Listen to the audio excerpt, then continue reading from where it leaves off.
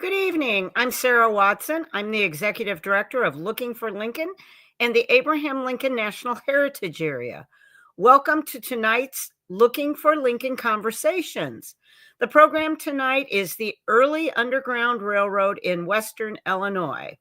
The development of the Underground Railroad in Quincy serves as a case study in why and how the network developed in Illinois. This presentation will include a background on slavery and abolitionism in the area, as well as how the anti-slavery movement radicalized. Patrick Hotle and Terrell Dempsey will share about their research. They've collaborated on a book about abolitionism and the Underground Railroad in Western Illinois. The book will be published by the University of Missouri Press. It is my pleasure to introduce Patrick Hotle and Terrell Dempsey. Hello. Good evening. I'm Terrell Dempsey, and this is Patrick. We've been working for the past 4 years researching the story of the radical abolitionists in Quincy. We've been amazed by the untold story that we've turned up. We started by preparing exhibits for the Quincy Underground Railroad Museum. So it turns out that historians have ignored an really important story. It has led this also to some serious misrepresentations of what the Underground Railroad was and how it performed and what it did. And so our book, which we hope will come out soon, tries to set the record straight. And we're obviously not going to be able to tell you the entire story tonight. We've got 140,000 words, 135,000 words, I think. But we thought we would hit some of the highlights and tell you some of the things that are quite different than what you've heard and read from other authors. So Tara and I are going to talk about half an hour.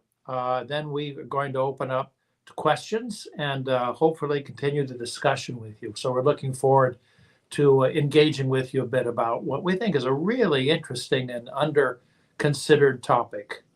I presume if you're listening tonight, you know that Missouri entered the Union as a slave state in 1821. And you know that Illinois came in as sort of a free state with a strong policy against Black people entering the state in 1818. It was a time the historians term the era of good feelings. And comity existed between Missouri and Illinois. It was the glue that held the country together. And comity is a legal concept, C-O-M-I-T-Y, not comedy, like funny, but comity.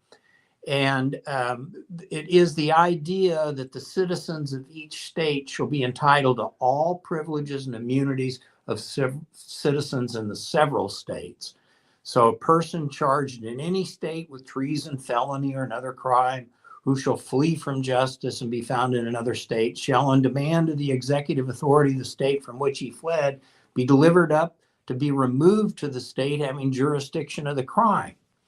Also, the same constitutional provision held that slaves, they said no person held to service or labor in one state, under the laws thereof, escaping to another, shall in consequence of any law or regulation therein be discharged from such service or labor, but shall be delivered up on claim of the party to whom such service or labor may be due. Of course, this was changed by the 13th Amendment.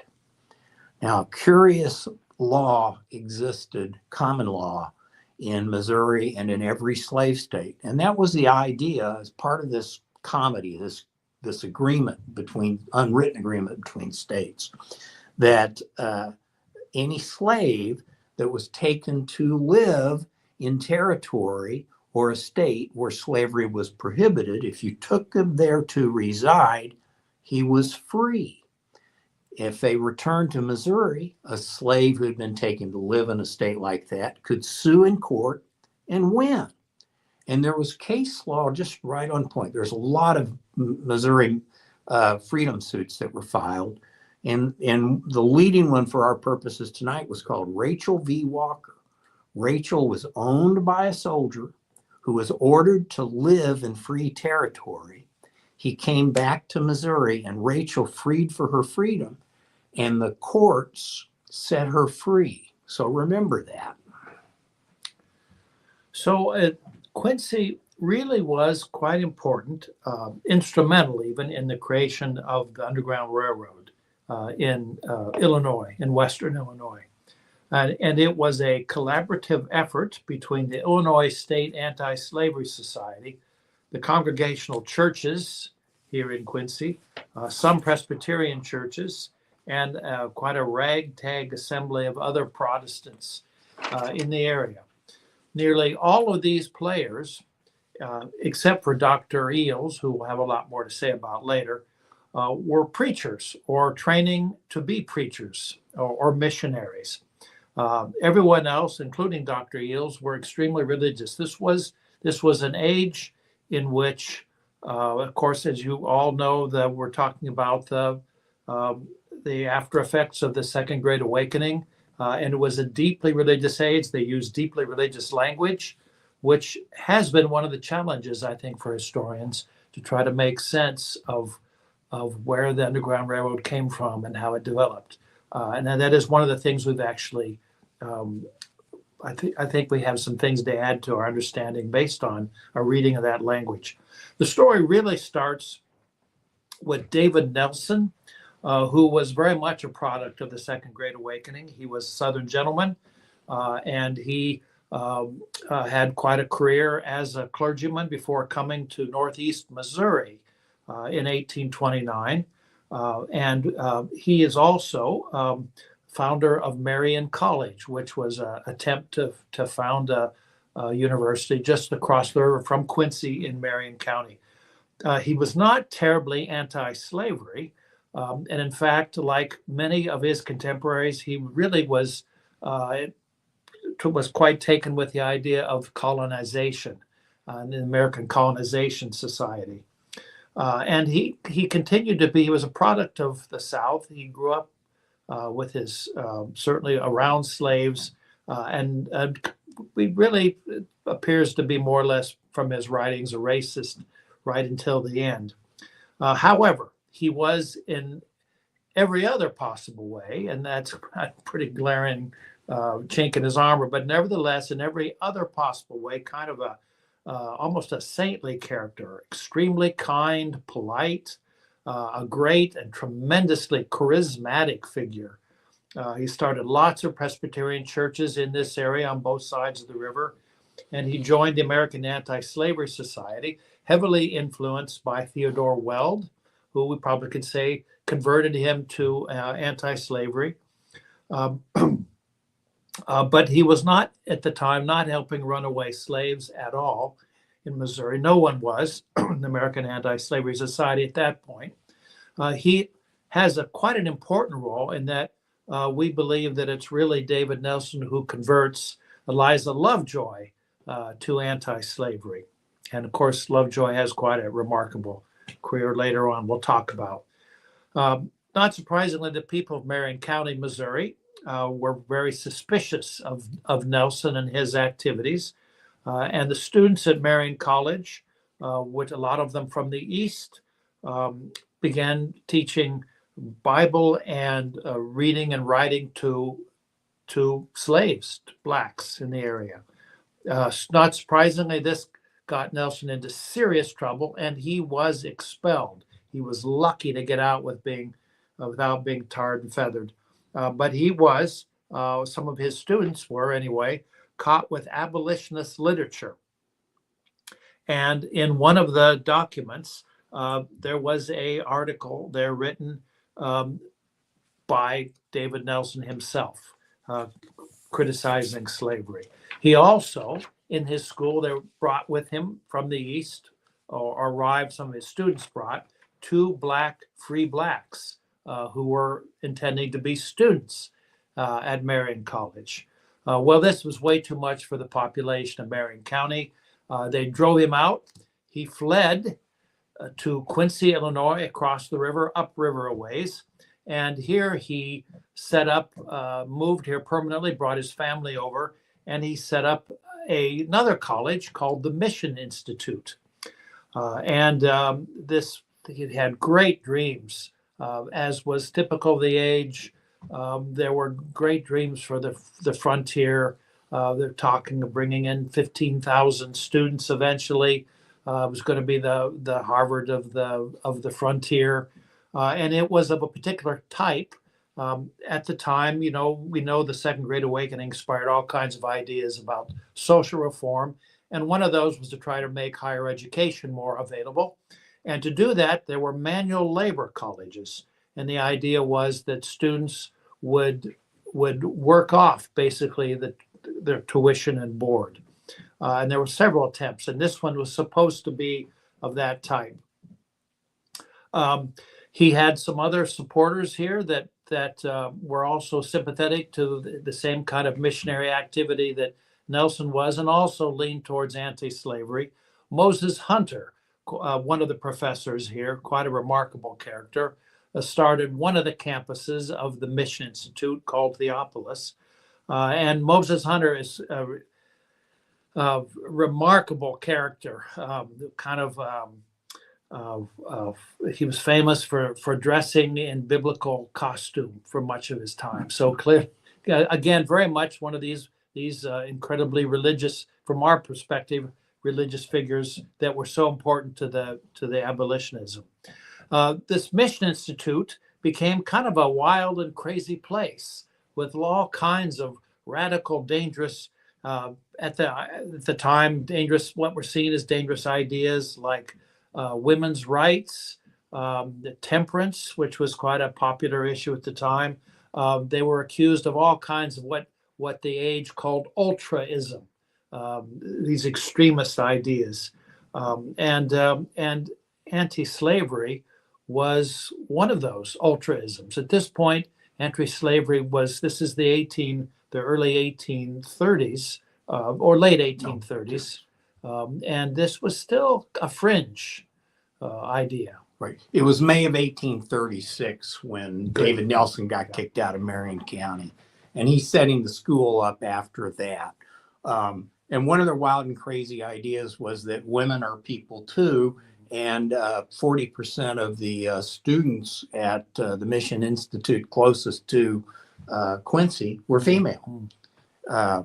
So it was really, that was just a wild idea at the time. In 1836, there was no statewide anti-slavery society. And the only tactics, if you will, that were being used in the American Slavery Society was moral suasion.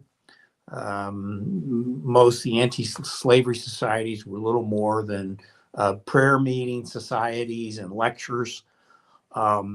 They added literature. Everyone knows, or most people know, the national campaign where they distributed literature through the mail throughout the nation.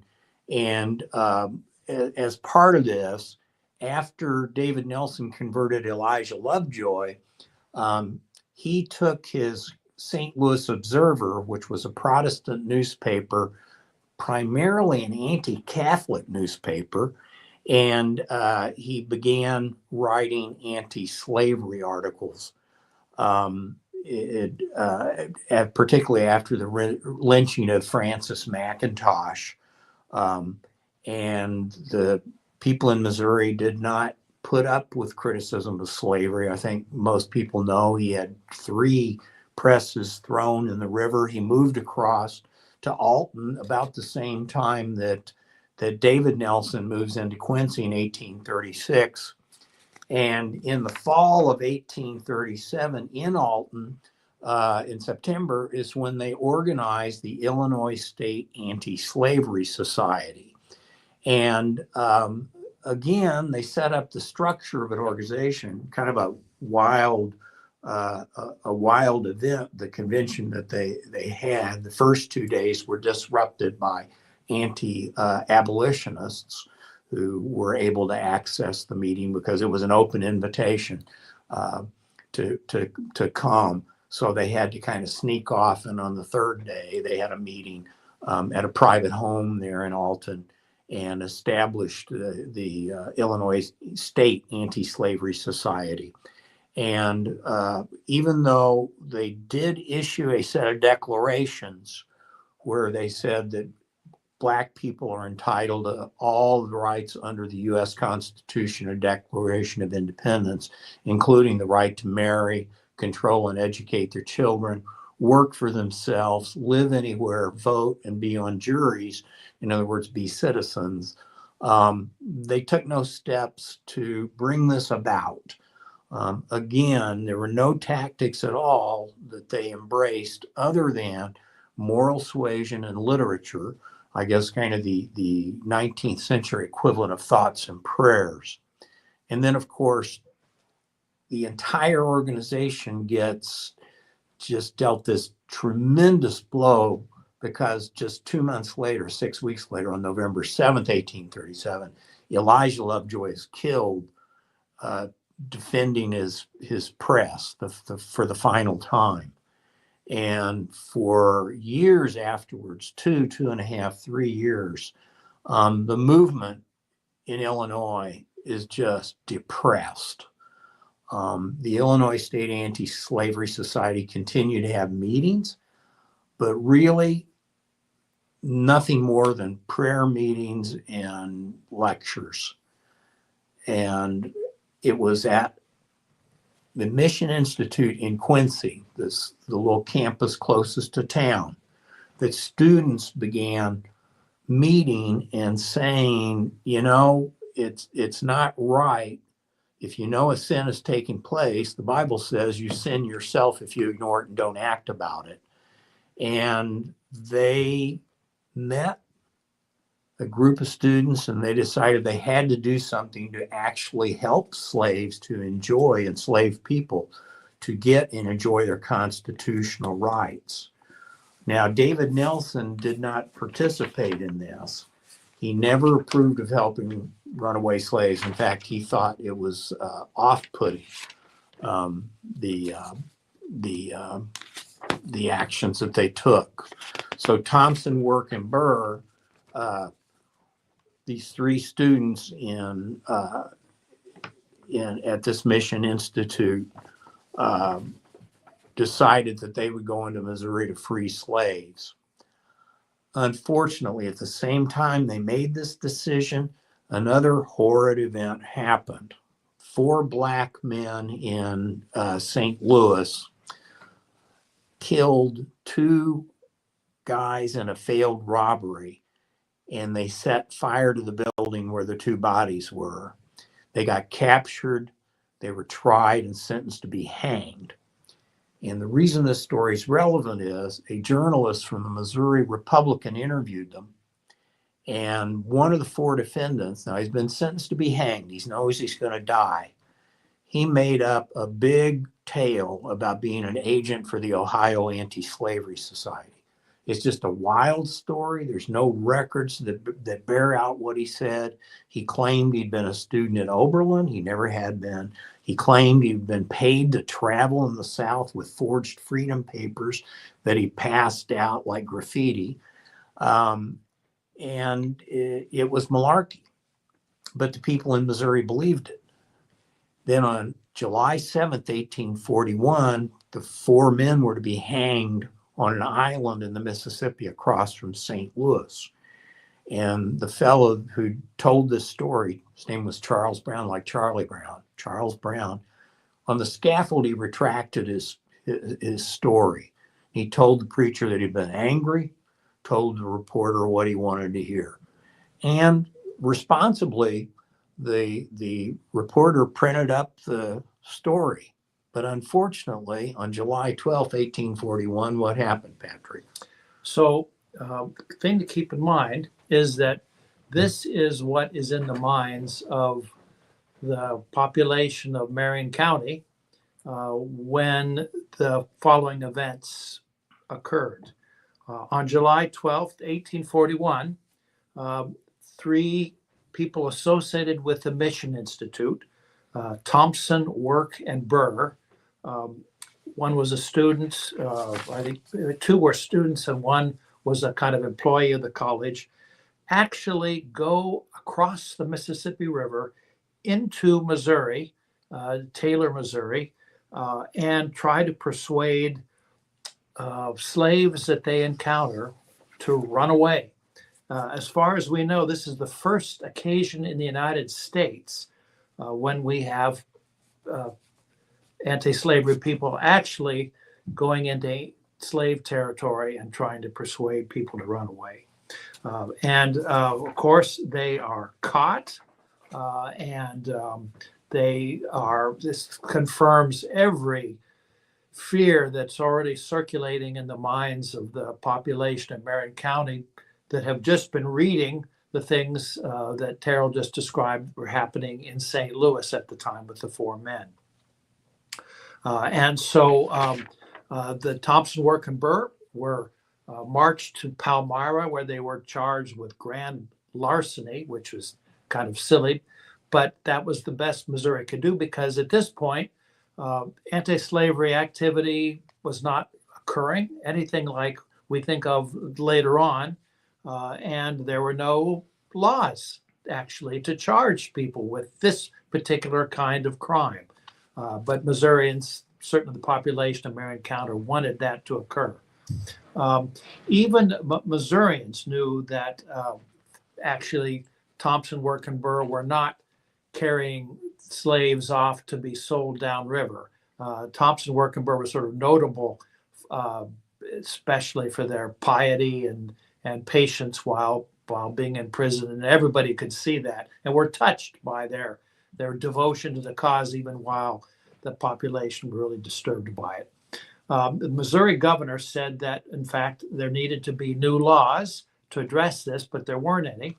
Nevertheless, the jury sentenced these 3 Mission Institute associates for 12 years in the Jefferson City Penitentiary, which seemed incredibly harsh, and many people at the time thought it was.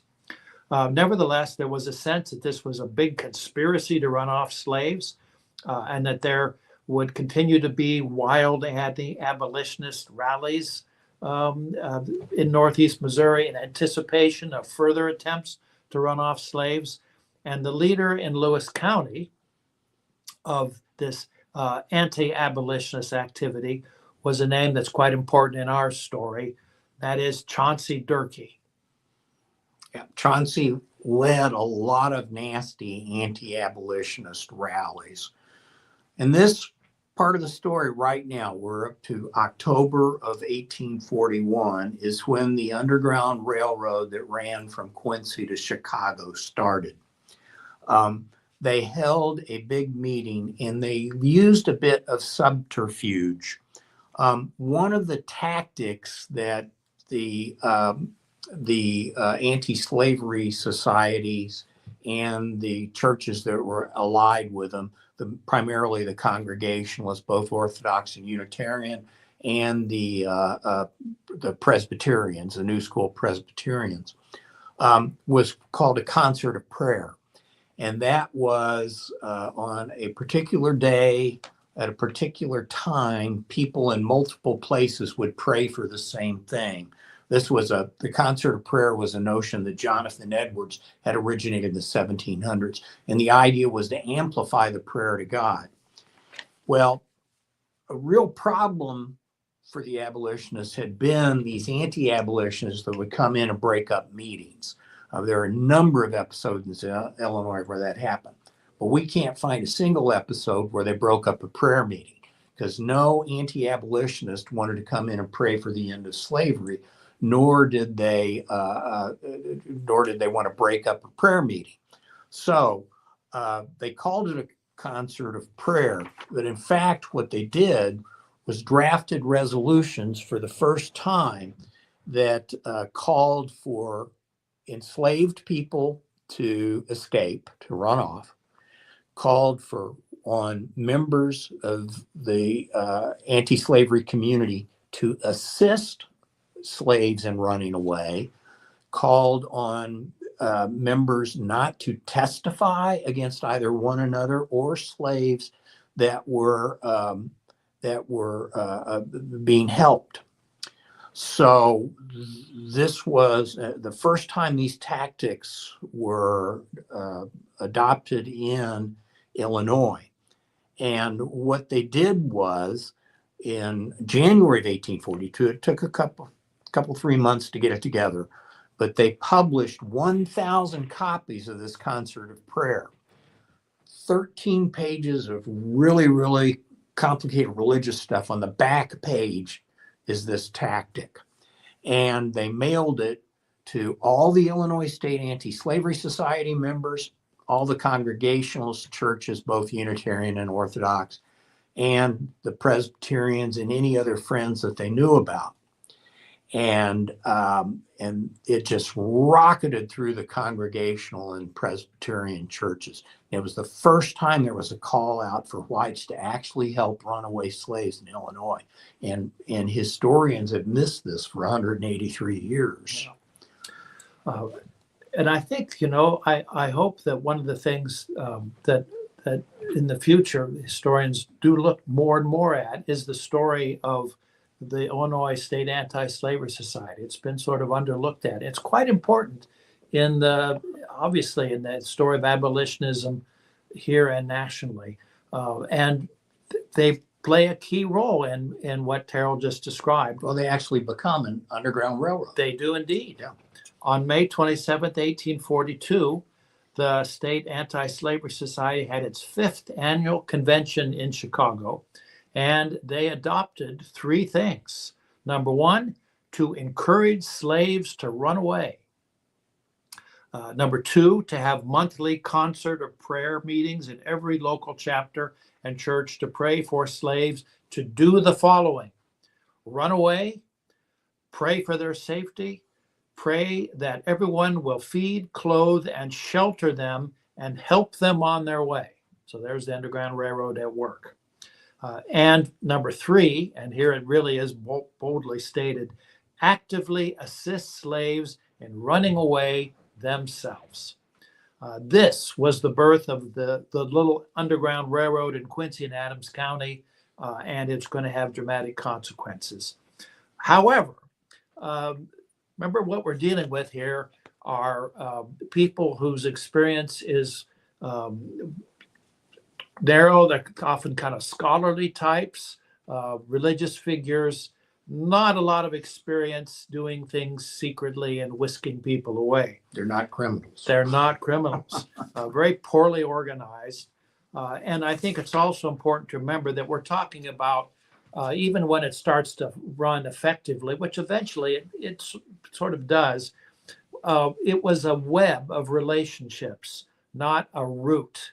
It was very much about sympathetic individuals helping each other, perhaps whisking someone in the back of a buggy to the farm down the road where they'd be helped further on. It wasn't a real clear-cut map of the routes. It was really who you knew probably at church, one of these churches. There were no secret compartments, probably no hiding places. It sure looks like the runaways were welcomed into the homes of the people involved in this process. If someone was in hot pursuit, they certainly would have been hidden out in the brush, in the barn, and elsewhere, of course. Sadly, David Nelson, who plays a key role in starting this kind of inspiration, repudiated the tactic of aiding runaway slaves. He continued to insist that moral suasion was the only way to battle slavery in America. His last letter to the statewide organization urged them to speak kindly to slave owners and not anger them by encouraging their slaves to run away. This disappoints a lot of people in Quincy. They're very proud of David Nelson and think he did more than he did. Well, the Underground Railroad is organized May 27th, 1842. It's adopted by the Illinois State Anti-Slavery Society, but they really are rather klutzy about it. Just right off the get-go, in the first year or so, you've got Owen Lovejoy gets arrested after he sheltered Nancy and Agnes up in Bureau County. Again, they were guests in his home. They slept in the guest room. They didn't hide in a hidey hole or a tunnel. Samuel and Julius Willard get busted over in Jacksonville. They were trying to help Julia to escape, the father and son. Dr. Eels gets arrested in August of 1842, and we've been shocked because it looks like, in fact, Dr. Eels was entrapped, that Charles may not have escaped at all. His owner was Chauncey Durkee. If you'll remember that name, he's the leader of the anti-abolitionists in Northeast Missouri. He's a rabid guy. The fellow who was supposed to bring him up to the house was never arrested. It just stinks. Chauncey Durkee's brother just happens to be watching the Eels house, and Charles is not held by the Adams County, or excuse me, the Quincy police. He's immediately returned to his owner, and they whisk him back to Missouri. It just looks like, in fact, given the following events, that it's pretty odd. Seems it's civil law. We talk about more likely than not. It's more likely than not that Charlie was an entrapment. Yeah, they're so fishy, which all this runs against the traditional story as told here in Quincy, but it sure looks like this was a setup, was a decoy. We have evidence of later attempts by the Durkees to actually set Eels up. There was a story of sending a free black person pretending to be a slave to Theopolis, to the Mission Institute, in other words, to try to receive help. And they saw through it. There were attempts to kidnap Dr. Eels, decoy him down to the river. Someone claimed they were sick and called the doctor down. Unfortunately, Eels saw through that as well. So we have plenty of evidence of similar things being done. So it, based on this kind of evidence, it sure looks like maybe the story with Dr. Eels being arrested was of the same type of thing. The court case, similarly, kind of fishy. The foreman of the grand jury In Lewis County, County, where they indicted Dr. Eels, was sure enough a Durkee brother. But nevertheless, Eels continued to have quite an important career despite this setback. In June of 1843, Eels was elected president of the Illinois State Anti-Slavery Society. And it's obviously that things got more serious as well. The organization was definitely shifting from moral suasion to out and out action. And they realized now that they had to do something which was very difficult for good Christians to do, and that is to be able to lie, to look the sheriff in the eye and say, I haven't seen any runaways running through here, which was a big, probably very dramatic step for them to make. A very grave decision. Of course, there's a ninth commandment saying that thou shalt not lie. Right. And what was the impact? Well, the organization went underground, and frankly, they didn't keep many records. And after those big arrests that took place, that first awkward time, we don't know a lot of the specifics that happened. But Missourians were outraged. Now, the actual economic impact was slight. We know that less than 90 slaves a year escaped from Missouri, even fewer from Kentucky. You'll see inflated numbers from some people, but the slaves were taxed in every state in the Union. In Missouri, the tax on slaves accounted for 10 to 20% of the tax revenue the state collected. In Northeast Missouri, the sheriffs did counts of the slaves. They did censuses of the slaves, and slave population grew dramatically between 1840 and 1860. It grew by about 3.5% a year.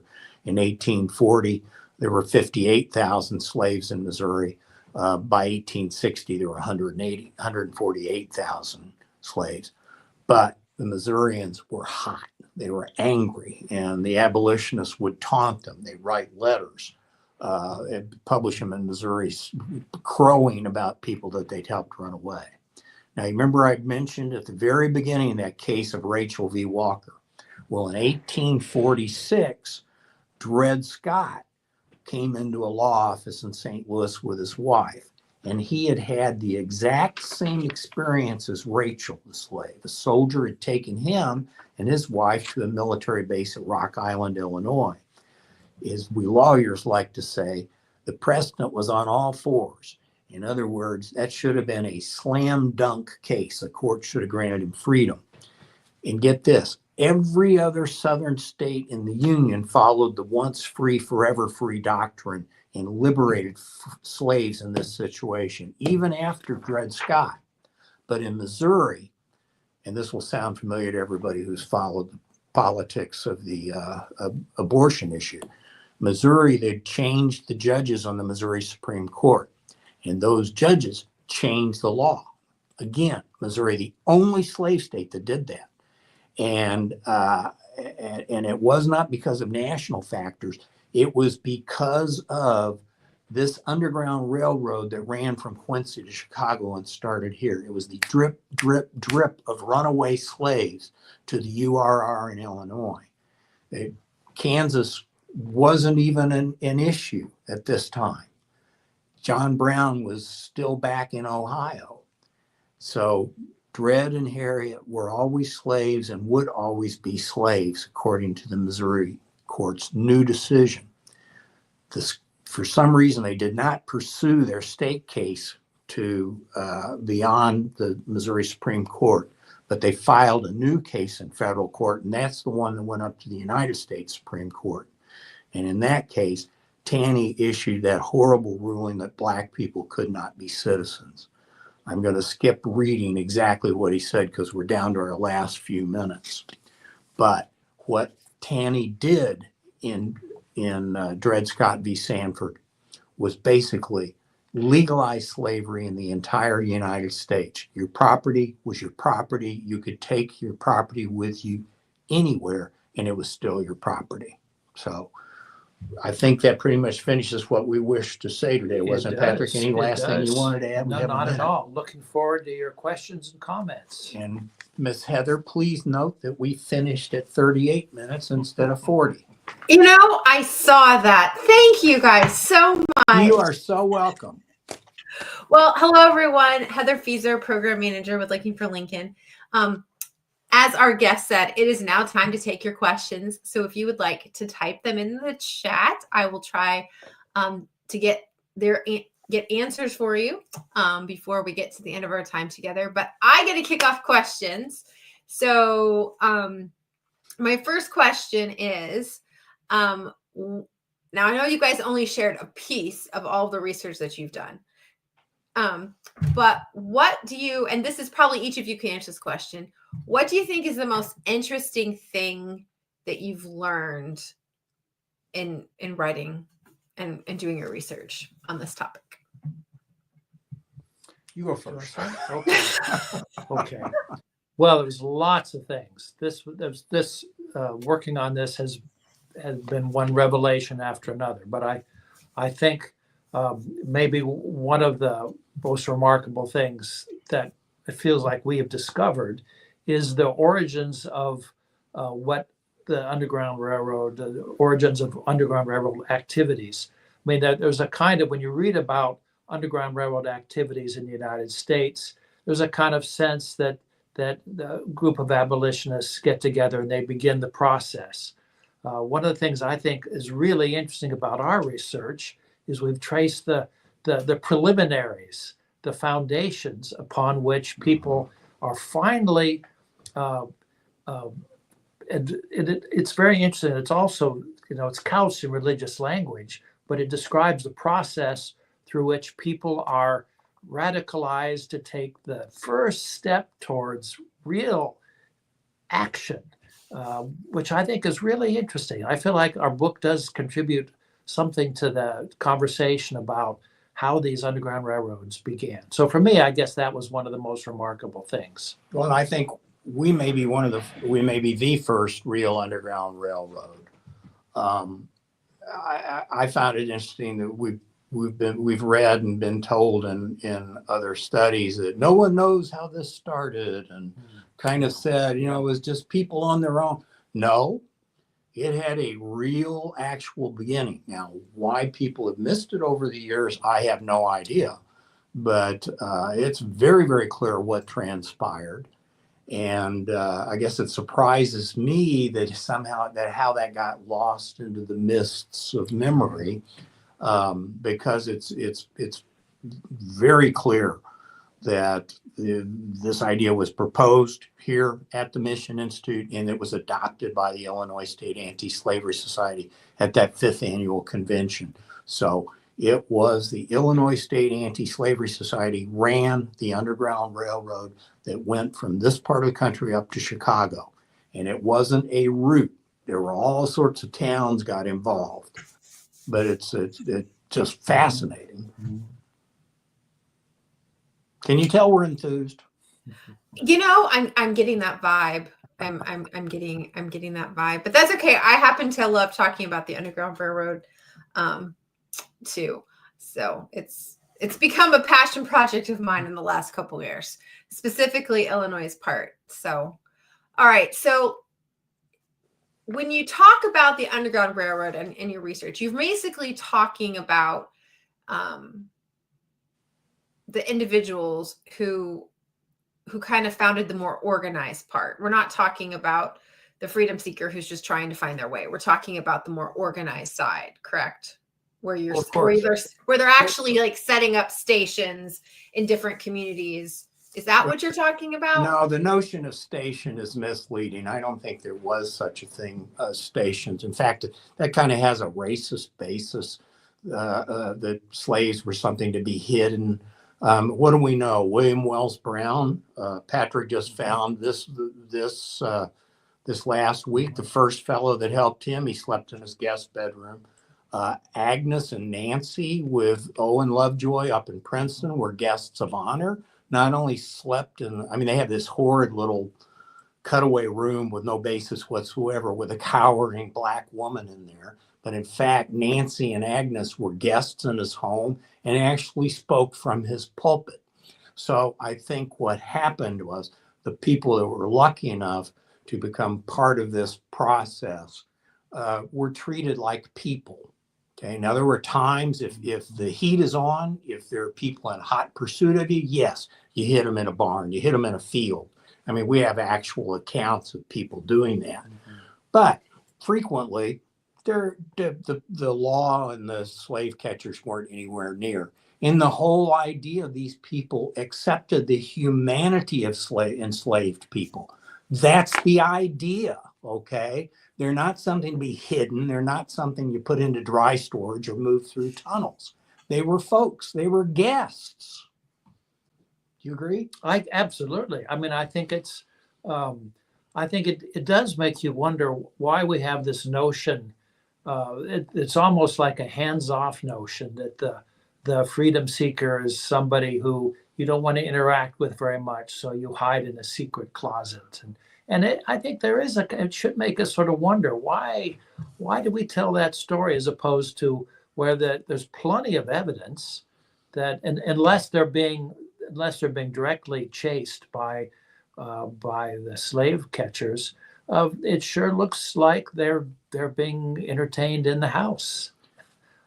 So I think there's an interesting. I think it's the stories being told by the same people who passed the black laws, by the same people who supported de facto and de jure segregation in this country for so many years. They couldn't envision welcoming a black person into their home. So you have the story of the tunnels. I mean, Where did these tunnels go to?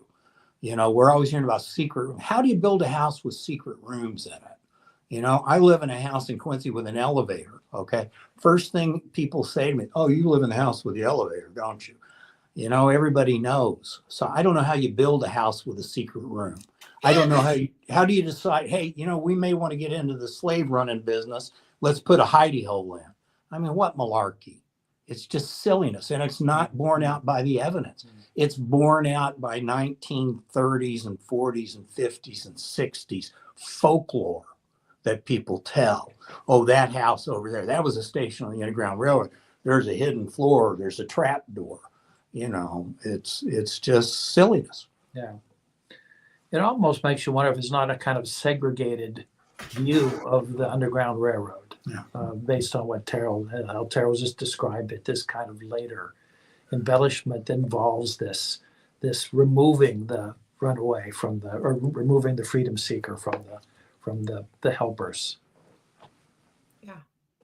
Okay, so we have a question from our audience, and it's actually not technically related to the program. They are interested to know about the picture that's behind you guys on the wall. Oh, the very bright one, yellow and it looks like my daughter. My daughters are well, their mother was a white lady and their dad was from the Dominican Republic, and my daughter went to a wedding of a friend of hers down in the Dominican Republic, and she thought it looked like her, and I think it looks like her. And so I hang it with pride in my office. That is a sweet story. Thank you. That is a sweet story. I got some wonderful grandchildren out of the deal too. Oh, there you go. Everybody should consider adoption. Okay, so here is our next question. What have you found to be the most, I mean, I think maybe you've already mentioned it, but what do you think is the most surprising thing that you discovered? Well, it's a kind of repetitive, but it's a chance to sort of zero in a little bit more.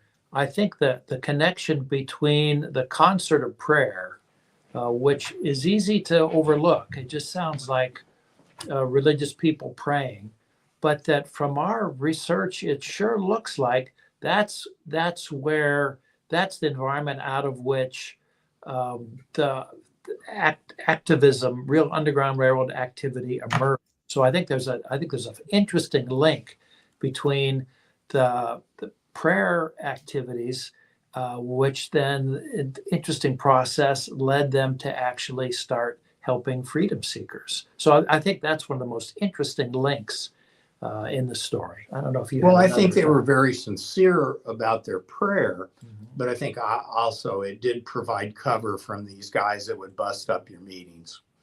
It did, because they just, you know, that was just a bridge too far for them. They wouldn't bust up a prayer meeting.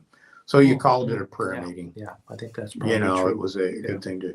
Yeah, the religiosity is, well, of course, it was the era. I mean, you got to remember this before Freud and before Marx and before Darwin. I mean, it was just a totally different world. I think there were 7 planets at the time that were known. It was just intellectually a very, very different place. It would be very alien to, even if you're a religious person today, the society would seem very different and alien to you. I think I was surprised by how small a micro minority of people it was that actually participated in this type of activity. I mean, in Quincy, I think it was 1862, when they had a vote on should we repeal the black laws and should blacks be allowed to serve on juries and be citizens. And Quincy voted over, I mean, it was like 96, 98% voted to keep the black laws and to keep blacks in their place. So it was just a very itty bitty group of people that were doing these things. And God bless these Congregationalists, Unitarians and Orthodox Congregationalists and Presbyterians that were willing to risk arrest for committing a felony under both Illinois state law and under the United States criminal laws, the 1820 Fugitive Slave Act, and then subsequently the 1850 Fugitive Slave Act. And you really could get into serious trouble doing this. Okay, so here's our next question. In your research, did you see an uptick in interest in the anti-slavery society after the expansion of slavery because of the Mexican War?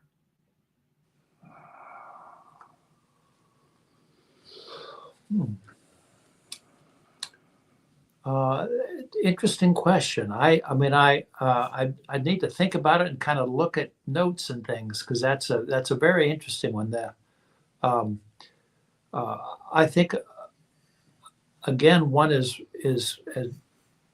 struck by the point that Tara was making, that we're dealing with a real tiny minority in the state, and that Illinois, again, this was a very dangerous thing, and the vast majority of the people of Illinois were opposed to blacks coming through Illinois, living in Illinois. So it's all the more remarkable that you have this tiny minority willing to take on what is a really seriously dangerous job, and helping them go across the state. I'm not exactly answering your question, but I'm suspecting that it was fairly minor. Terrell, you got? Yeah, well, we talk a lot when we're debating these things about synchronicity. You know, two things happening at the same time. They're not necessarily a causal relationship. So, I mean, this certainly was going on. You know, so I guess I would give a really firm maybe would be my response. Okay. I know there was just one more thing. I know there was a shift in early Illinois. There was more support for colonization. I'm talking about early Illinois, the early 30s. And then by 1834, 35 or so, support for colonization had faded away for the most part in Illinois. And then it only came back in the latter 1830s, in some ways as a mouthpiece for the anti-abolitionists. Right. So I don't know, that it's interesting, you know, why, interesting question, why it faded away. And then why was it seen as such a good mouthpiece? And maybe it's to some degree it has to do with, of course, we're talking about the Mexican War. We're talking about the 1848, which is a little bit beyond where most of our focus is really. We stopped more or less in the mid 40s before the Mexican War. So I guess that's a really good question. I'm not sure. I don't know how to answer that. So here's a question. So in the time period, I know that in later Quincy that there was an African American population that was involved in the Underground Railroad. But you do know that? How do you know that? I have been firmly told this, but needless to say, I know you've been firmly told it, but no, there are people who think that, but I'm not aware of much real evidence to support that. The black population of Quincy was very, very small, and I don't have the numbers right in front of me right this moment, but no, there's not much evidence of that. That went to my question, because I was wondering in like the 18 and 30s and 40s what if you had done, when you've done your research, what the African American population was. I could get it for you, but we didn't. All we have with us tonight are the notes for this talk. No, and that's fine. No, I do. We have original hard copies of the censuses. It's something like 20 families in a population of 1,000 to 1,500. Now, John Van Dorn had a mill, and he employed some African Americans. It's primarily folklore. It's kind of like the story of Berryman Barnett. The first time we could ever find Berryman Barnett actually mentioned in something is in 1880. 1888, I think. 1880, pretty late. Yeah. And the guy says, I think this was who brought him to the house. I mean, it wasn't very strong. And that's, become embedded in folklore as Berryman Barnett was active in the underground. No, doesn't appear to be the case. So, I mean, if you knew what would happen to a black person who got caught participating in an activity like this, he would be sold into bondage, is what would have happened. So I I realize there are a lot of people for present day political reasons want to, read folklore and listen to folklore and say, well, there's got to be something to this. But particularly in light of the repression of the actual story of the creation of the Illinois State Anti-Slavery Society Underground Railroad, I think it makes that even more suspect rather than more credible. Wouldn't you say? Yeah, and it's a case of what do? You just, the sources we didn't find any sources to say, now you can argue, and of course you're right, it's secret. What would you write down? But as historians, we have to deal with evidence. As we just couldn't find evidence in the Quincy area of free Black participation. And even in, I think it was 1874, when they have the reunion in Chicago, there's no mention of that whatsoever. And they were talking openly about it, and there was zero risk to anybody. And these are certainly the kind of people who had pledged themselves to support the humanity of African American people and enslaved people. So there would have been no reason for them to suppress that at the time. So I mean, there's just really Zippo evidence other than people want it to be true. It makes you happy to think that. Okay, so here's our next question from somebody in the audience. And we're coming down to the end of our time, so this will probably be our last question. It's a question about religious institutes in Quincy. It says, could you clarify, hold on, it moved again. Could you clarify that there are 2 religious institutes in Quincy? Mission institutes. There were a number of mission institutes in the area. The way we'll talk about how manual labor schools worked. Yeah, well, the nature of manual labor school was that students farmed, and that was part of their day. Was they would work in the fields, or they would pick apples, or even do carpentry work or something. They built their own houses.